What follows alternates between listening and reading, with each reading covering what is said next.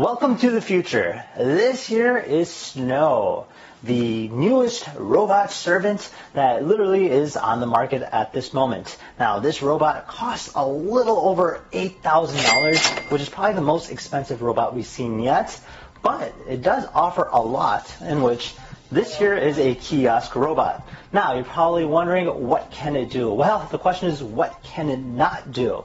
Literally, you can go ahead and program this based on anything from a business to babysitting to even watching your parents. It's literally one of the exciting robots of its time.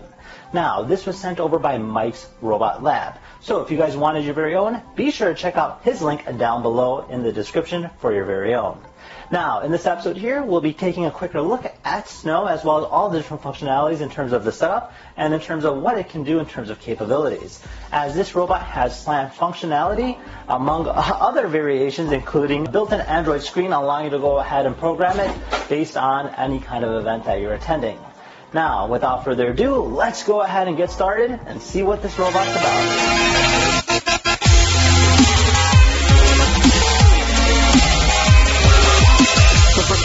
You can actually see the screen. It has almost like a sphere aspect to it. It's actually got a built-in projector on the back side of it, portraying different emotions on the front. Now, you can always go ahead and customize this based on your own liking, as well as any different animations as well.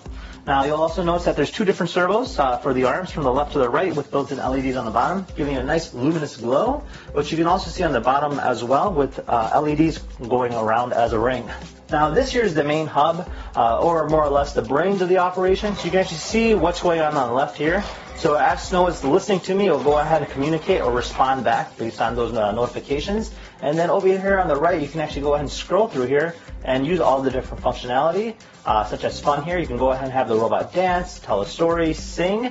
And then you can always go ahead and create your own different functions, including like this one here for the Kansas City trip. You can actually go ahead and create different menus, different settings, and different operations based on that. All right, so on top of that, we can also have the robot move based on the direction you want. So we can have the robot move forward. You can have it move it back. And then we can have it rotate as well, both right and left.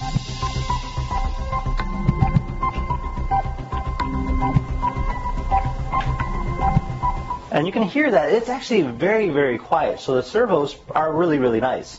Now, it uses based on two different wheels, so it gives you that omnidirectional feel. And the robot will actually go ahead and react based on whoever it sees. So right now, it's actually looks like it's happy to see me. And even on the screen here, it says, "Hi, Khan, nice to see you." And now if we go ahead and go onto the laptop, we can always go ahead and use the SLAM function and kind of map out the area just like how we're doing right now. And this will allow Snow to see exactly what its surroundings are and build a map as well as boundaries. And you can go ahead and govern it in terms of where it can go and where it can't go. All right, so on the front here, we'll see a speaker right over here. It's actually a very nice quality sound speaker. You have some sonic sensors on the front here, kind of giving it a sense of direction or if there's anything in front of it.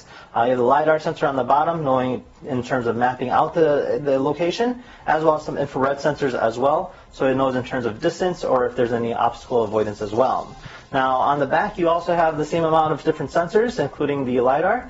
And then if you go ahead and open it up a little bit more, you can actually go ahead and see the inside of it. And from there, you can notice that it does have the Linux capability, as well as more functionality in terms of expanding on it, which is actually a great quality feature in a robot of this size. Now, this here is the charger port of it. So the robot has a capability of lining itself up against the wall and allowing it to go ahead and charge it on its own. So the robot knows exactly if it needs to be charged or not. Now, the robot has dual wheels on the bottom. This allows the robot to go ahead and maneuver itself, as well as in terms of functionality. It does have a good amount of speed, so you can go ahead and control that all through the laptop or the app as well.